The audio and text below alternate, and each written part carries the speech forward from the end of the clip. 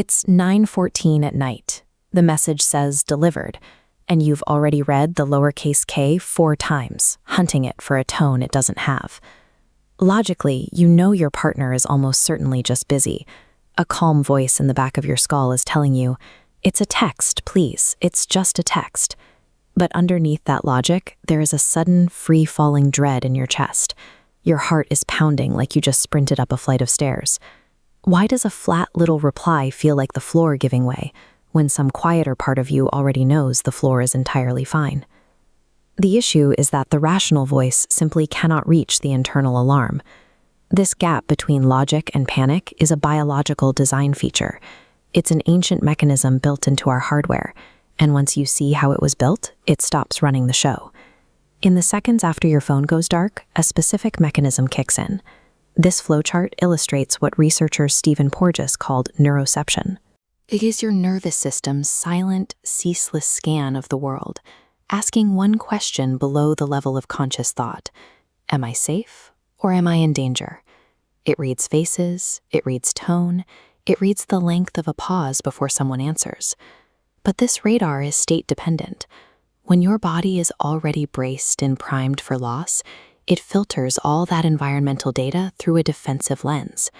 Because of this, the same scan that would normally register a flat reply as nothing at all, instead flags a lowercase k as an active threat. Your nervous system stays locked in a defensive state, even in a perfectly neutral environment. Evidence, like the fact that they sent a heart emoji 9 hours earlier, is a luxury of safety. A guarding body drops out of the reasoning brain and into the protecting brain. You are reacting to a modern screen using ancient defenses. This is where the sheer size of the panic starts to make sense. A one-word text comes through, and you suddenly feel 8 years old. Pete Walker, who spent his career mapping complex trauma, named this phenomenon an emotional flashback. During early trauma, the amygdala stores raw physiological charge separately from the story. The narrative memory fades, but the alarm stays wired. A present cue with a similar emotional texture trips that stored alarm directly. The story is lost, but the physical terror remains. There is a specific physical fingerprint to this process. You feel a visceral sense of shrinking, literally feeling smaller and younger than you actually are. The massive size of the feeling is a proportionate reaction. It just belongs to a different year. Your body has simply never filed this memory under words.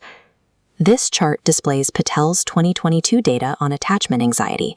Anxious partners wanted more messages, received fewer, and answered significantly faster. Every instant reply attempts to slam the gap shut, but reassurance evaporates instantly. The body immediately hunts for the next cliff edge. This loop pushes toward a specific action, the paragraph, the heavy message you draft at the peak of the panic.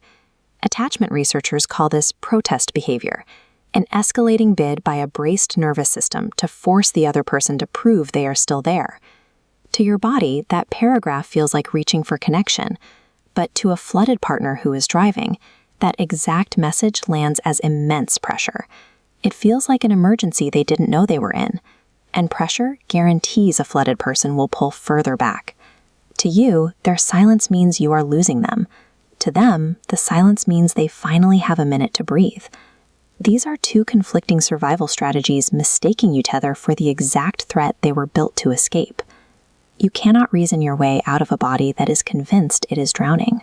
The reasoning part of your brain has already gone offline. Recovery is about gently, patiently returning the date to the nervous system. The moment you notice the shrinking, you name it. My body thinks it is in danger, but my body is remembering, not reporting. This feeling is older than the current situation. Putting a hand on your own chest is a form of internal co-regulation.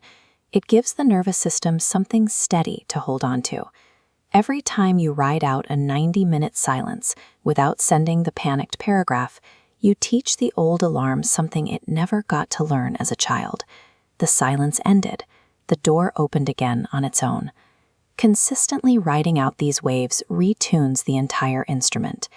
This internal work measurably drops the body's baseline level of cortisol, the primary stress hormone. turning a night of survival into a permanent shift in your biology. You were never broken. Your brain is simply following an outdated map of a brilliant childhood survival radar. Your work now is to walk that radar around the room until it recognizes that you are finally safe,